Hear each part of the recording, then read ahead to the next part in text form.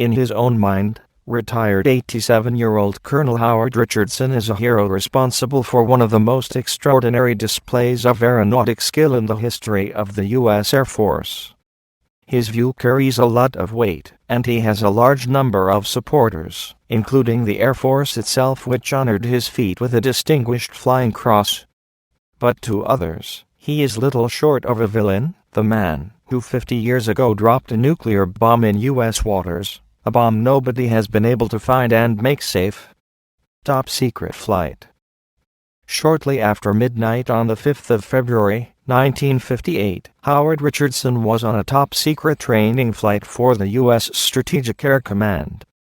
It was the height of the Cold War, and the young Major Richardson's mission was to practice long-distance flights in his B-47 bomber in case he was ordered to fly from Homestead Air Force Base in Florida to any one of the targets the U.S. had identified in Russia.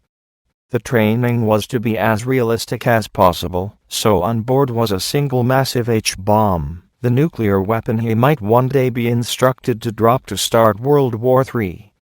As he cruised at 38,000 feet over North Carolina and Georgia, his plane was hit by another military aircraft, gouging a huge hole in the wing and knocking an engine almost off its mountings, leaving it hanging at a perilous angle. At his home in Mississippi, Colonel Richardson said, "All of a sudden we felt a heavy jolt and a burst of flame out to the right. We didn't know what it was. We thought maybe it was something from outer space, but it could only be another plane." The colonel thought his number was up. His bomber started plummeting to Earth, and he struggled with the flight deck to get any kind of response. "We had ejection seats," I told him. "Don't hit the ejection seats just yet. I'm gonna see if we can fly." As he dropped to 20,000 feet, he somehow got the damaged craft under control and leveled out. He and his co-pilot then made a fateful decision which probably saved both their lives and the lives of countless people on the ground.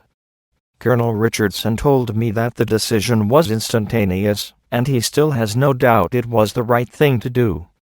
They would ditch their nuclear payload as soon as possible in order to lighten the aircraft for an emergency landing, and also to eliminate the danger of an enormous explosion when they made their unsteady arrival at the nearest available runway. The tactical doctrine for Strategic Air Command gave me the authority to get rid of it, the bomb, for the safety of the crew. That was the number one priority, Colonel Richardson said. He managed to direct the B-47 a mile or two off the coast of Savannah and opened the bomb doors, dropping the bomb somewhere into the shallow waters and lights and near Tybee Island. He then managed a perfectly executed descent from which he and his crew walked away unscathed. The pilot of the other aircraft, an F-86 fighter jet, also survived after his ejector seat shot him clear of his aircraft. Immediately after the crash, a search was set up to find the unexploded nuclear weapon, buried somewhere too close for comfort to the U.S.'s second-largest eastern seaport and one of its most beautiful cities. Numerous other searches have followed, both official and unofficial, and each of them has also proved unsuccessful. So the bomb remains tucked away on the seabed, in an area which is frequently dredged by shrimp fishermen, any one of whom could suddenly find that they have netted something a touch larger and scarier than a crustacean. How dangerous the bomb is after all these years is a matter of hot debate. The U.S. Air Force insists it is safest to leave it wherever it is, and Colonel Richardson is adamant that it is incapable of a nuclear explosion because it lacks the vital plutonium trigger. Practice mission. He said these were routinely left out of the bombs used on training flights. This was just a practice mission. We were continually working out any problems, that's why we had to practice, we wanted to be perfect, he said.